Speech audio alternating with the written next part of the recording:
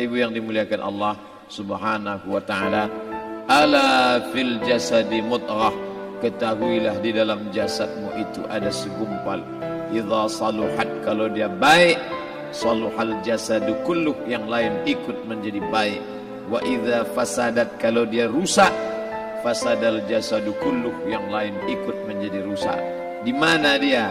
Ala wahyal qalb, dia adalah hati. Maka yang pertama kali menghitam itu apa kata Allah? Kalla bal rana, ada satu titik hitam, ala qulubihim, ada satu titik hitam di dalam hati mereka. Ketika satu titik dibiarkan berubah menjadi dua titik dibiarkan berubah menjadi 3 titik, 5 titik, 10, 100, 1000, maka dia pun menjadi hitam semuanya. Ketika hati sudah hitam, maka itulah azab di atas azab. Khatamallahu ala qulubihim. Setelah hati menghitam, terkunci, menular ke telinga. Wa ala sam'ihim. Setelah telinga, wa ala absarihim ghishawah. Padahal 3 itulah nanti yang akan ditanya di hadapan Allah. Inna sam'a wal basar wal fuad. Coba lihat, ketika akan ditanya, yang ditanya 3, tapi diawali dari telinga. Inna sam'a wal basar wal fuad, telinga, mata, hati. Tapi ketika terkunci, yang duluan dikunci hati. Khatamallahu ala qulubihim wa ala sam'ihim wa ala absarihim.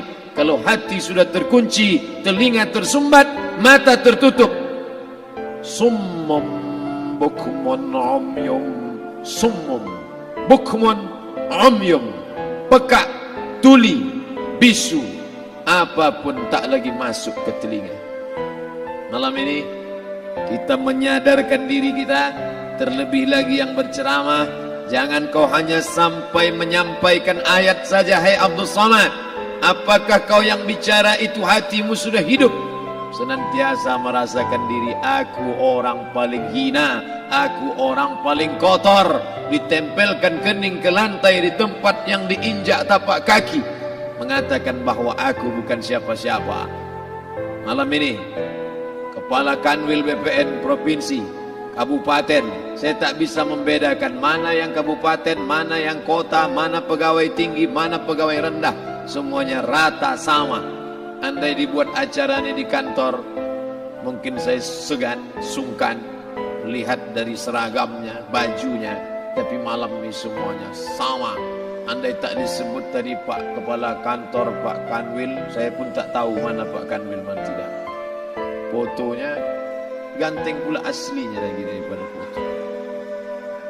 Artinya apa?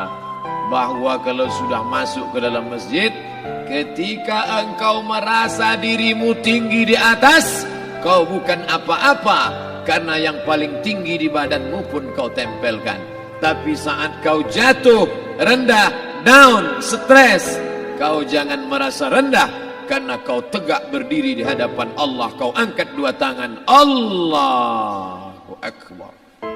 Di dalam diri ini disebut dia dengan qalb. Kenapa disebut qalb? Orang Arab menyebut qalb qallaba, karena sifatnya berbolak-balik. Pada saat selesai salat, astaghfirullahalazim, tidak ada yang paling bersih, dia bersih. Tapi pada saat petang sore hari, yusbihu mu'minan, paginya putih, bersih, tak bernoda. Wa yumsi kafiran, petangnya hitam. Makanya dari pagi dibersihkan. Salat subuh bersih, salat zuhur bersih, condong matahari salat asar bersih, tenggelam matahari salat maghrib bersih, sempurna gelap malam salat isya bersih, tengah malam bangun tahajud munajat, di tengah malam orang tertidur. Wa tusalli bil laili wan nasu niyam, engkau tegak di waktu malam, di saat orang semua sedang tenggelam dalam lelap tidur panjang, tapi engkau menangis meratap mengenang dosa begitu banyak. Sab'atun yuzilluhumullah, di antara 7 yang mendapatkan naungan Allah.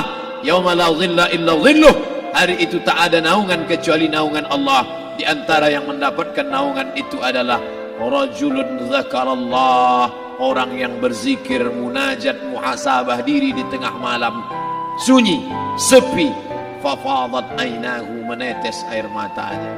Berapa banyak sudah harta dititipkan Allah, berapa kupakai untuk zakat, wakaf, infak, sedekah, wasiat, hibah, ghanimah, harta rampasan perang di zaman Nabi. 7 harta yang akan menolong di hadapan Allah, 1 pun tak dipakai. Umur diberikan Allah 40, 60, 70.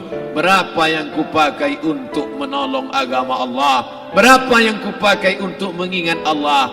Mata, tangan, telinga, kaki akan diminta tanggung jawab di hadapan Allah. Al-yawma nakhtimu ala afwahihim, mulut terkunci, wa tukallimuna aydihim, tangan akan bicara, wa tashhadu arjuluhum, kaki akan bersaksi di hadapan Allah. Siapa yang bisa menolong waktu itu? Kalau pernah tangan ini saat punya kekuasaan, 1 coretan tanda tangan bisa mempermudah urusan masjid. Sebutir kekuasaan yang dititipkan Allah bisa dipakai menolong agama Allah.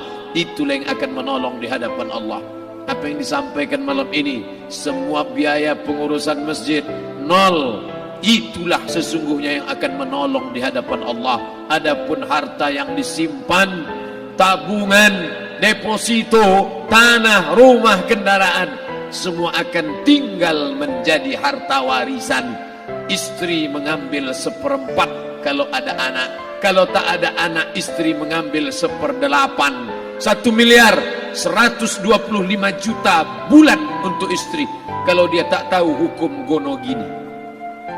Kalau dia tahu gono gini, dia tuntut ke pengadilan, dipotong lagi menjadi 2, 500 untuk dia.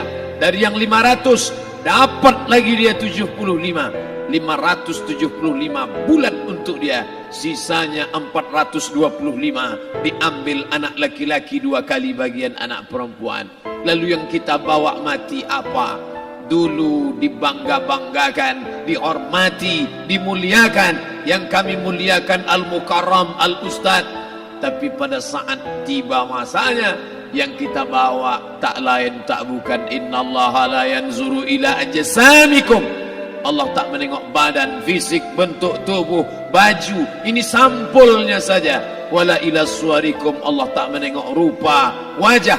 Walakin yanzuru ila qulub, hati kamu yang bersih itulah yang kau bawa menghadap Allah Subhanahu wa taala. Yauma la yanfa'u malun, harta tak berguna, wala banun, anak tak bisa menolong. Harta tak berguna, anak tak mampu menolong. Illa man atallah, kecuali orang yang datang menghadap Allah biqalbin salim, dengan hati yang bersih, hati yang tulus, hati yang memercikkan cahaya iman, hati yang bersih dari hasad, busuk hati, sum'ah, riya, takabbur.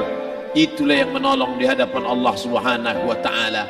Tulang, kulu, kulit, darah, lemak, sumsum akan menjadi santapan cacing tanah.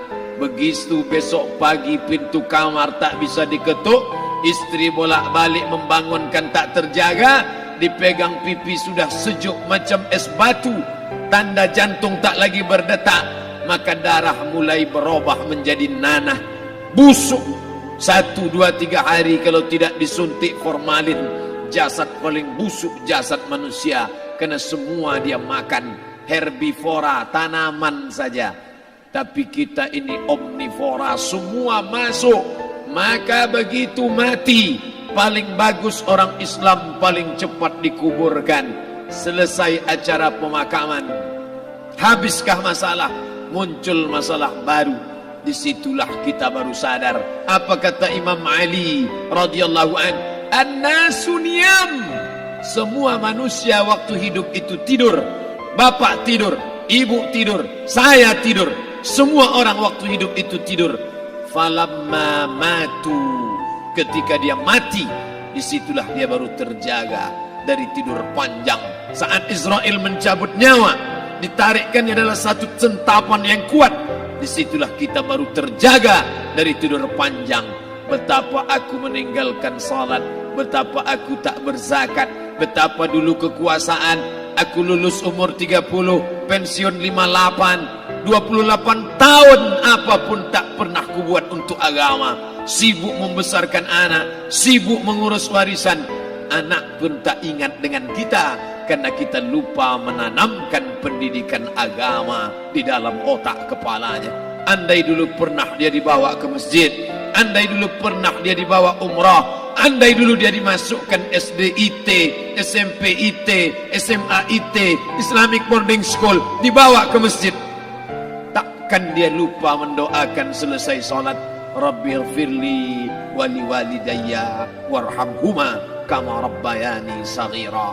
Harta yang banyak tak sempat menolong agama Allah, anak tunggal semata wayang tak sempat dididik agama, istri meninggalkan dalam keadaan stres susah hatinya karena dia tak diajarkan sabar menerima ridha ketetapan takdir Allah.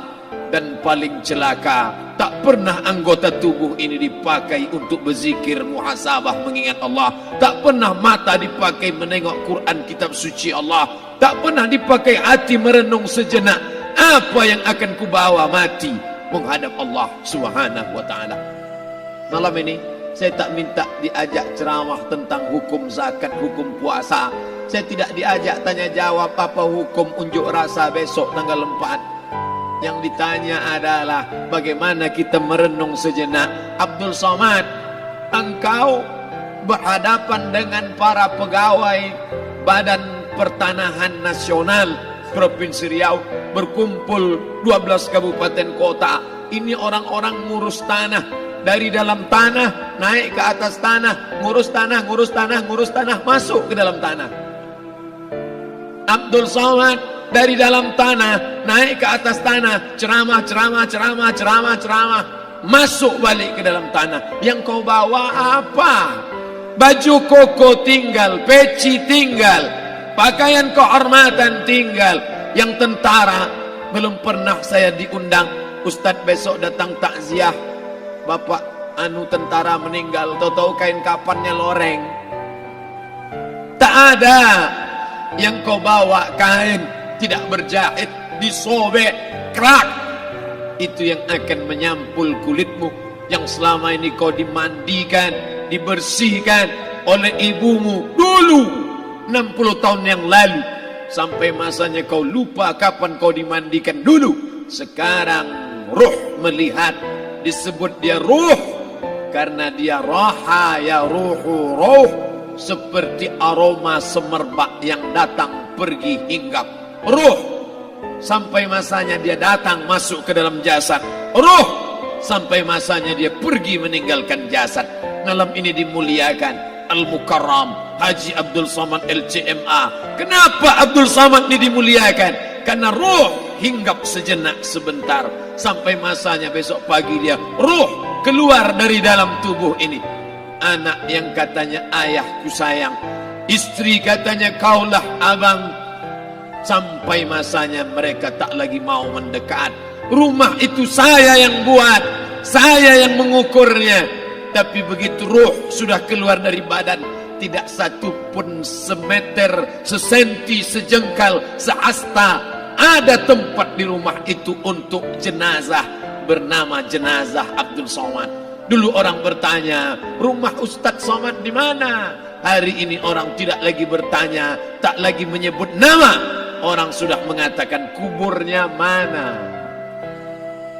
Dulu kalau dia masuk masjid, didatangi orang, disalami orang, mahasiswa, anak-anak, remaja mencium tangannya sebagai tanda hormat. Tapi begitu diletakkan keranda, kita akan sholat jenazah nanti selepas sholat zuhur. Apa kata orang? Letakkan di tepi sana, letakkan di tepi sana. Tak satu pun mau mendekat, letakkan dia di sana. Bahkan sebagian mengatakan dalam masjid, letakkan dia di luar. Dia tidak disebut engkau yang mulia, tidak digunakan kata ganti orang langsung. Letakkan dia di sana. Bahkan sebagian tak lagi, padahal tempat paling mulia sebelah kanan, orang tak lagi mau di kanan, mulai dia menjauh ke kiri. Kenapa kau ke sana? Takut aku mimpi hantu nanti malam. Mana kawan, sahabat andai tolan, anak menantu, teman sekantor, semuanya pergi meninggalkan. Yang tetap dibawa, kalau pernah kaki melangkah salat berjamaah di masjid, kalau pernah tangan mengusap kepala anak yatim, kalau pernah tangan mengucap subhanallah. Nanti di akhir tausiah kita akan berzikir, munajat, muhasabah diri, berdoa, mengenang apa yang akan kita bawa menghadap Allah Subhanahu wa taala. Datang malaikat membawa kain kafan dari cahaya, akan menyambut ruh yang mulia. Hadis riwayat Ahmad bin Ambal dalam kitab Al-Musnad, turun malaikat berlomba-lomba membawa kain putih dari cahaya, menunggu ruh akan keluar. Ruh menetes seperti embun di ujung daun. Daun tidak bergoyang, ranting tidak patah. Ruh menetes pelan turun ke dalam kain kafan, dibawa malaikat ke pintu langit. Tak sabar mereka menyambut. Inikah dia yang selama ini berjamaah? Inikah yang dulu ketika dititipkan kekuasaan menolong agama Allah? Kam min masyhurin fil ardi walam yakun ma'rufan fis sama.